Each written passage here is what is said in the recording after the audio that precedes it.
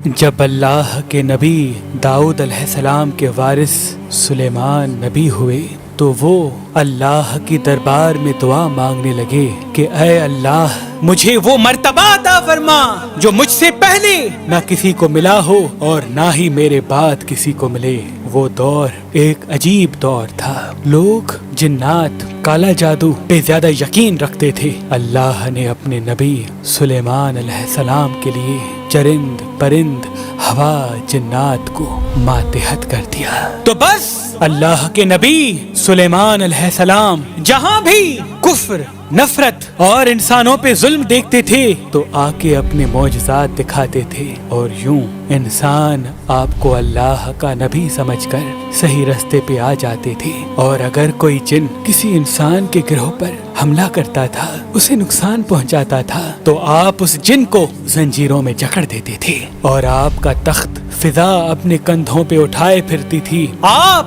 آسمانوں میں پرواز کرتے تھے۔ تو ویسے ہی آپ آسمان میں پرواز کر رہے تھے، اتنے میں ایک جن آ کے آپ سے کہنے لگا کہ اے اللہ کے نبی، زمین پہ بابل کے پاس جنات کا ایک گروہ انسانوں پہ ظلم کرتا ہے، اور وہاں کے جن انسانوں میں حلول کرتے ہیں اور پھر انسانوں کو تکلیف دے کے یہ منواتے ہیں کہ ان کے پاس غیب کا علم ہے، اور یوں انسان بھی صراط مستقیم سے ہٹ رہے ہیں۔ جیسے ہی اللہ کے نبی سلیمان نے اس بات کو سنا تو آپ اپنے تخت کو بابل کی طرف موڑتے ہیں اور اس گروہ کے پاس آ کے کہتے ہیں، اے تکبر میں رہنے والو، اللہ سے ڈرو۔ وہ جنات کا گروہ حضرت سلیمان کی طاقت سے ناواقف تھا۔ اس میں سے ایک جن لیاب کہنے لگا، ہم کسی سے نہیں ڈرتے اور ہم اپنی مرضی چلاتے ہیں، اور اس کے قبائل کے کچھ جن حضرت سلیمان علیہ السلام کے تخت کے چاروں طرف سے آ جاتے ہیں اور کہتے ہیں، اگر تو واقعی سچا ہے تو ہمیں قید کر کے دکھا۔ تو بس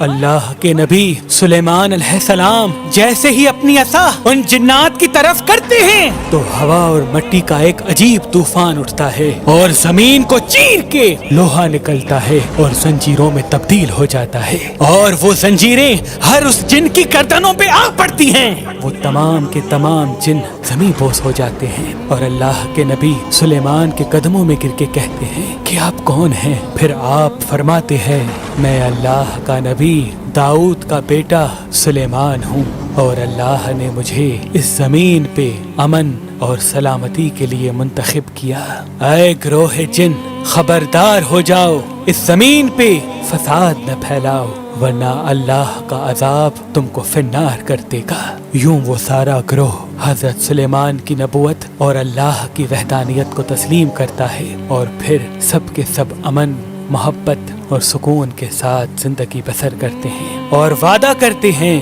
کہ کبھی بھی کسی بھی انسان کو تکلیف نہیں دیں گے۔ بے شک اللہ جسے چاہے اپنی خاص رحمت اور طاقت سے نواز دیتا ہے، وہ ہر دعا کو سننے والا اور سب پہ کرم کرنے والا ہے۔ اے اللہ، اس پورے جہان پہ اپنا کرم فرما اور ہر انسان کی دعا کو قبول و مقبول فرما، آمین ثم آمین۔ قبول و مقبول فرما، آمین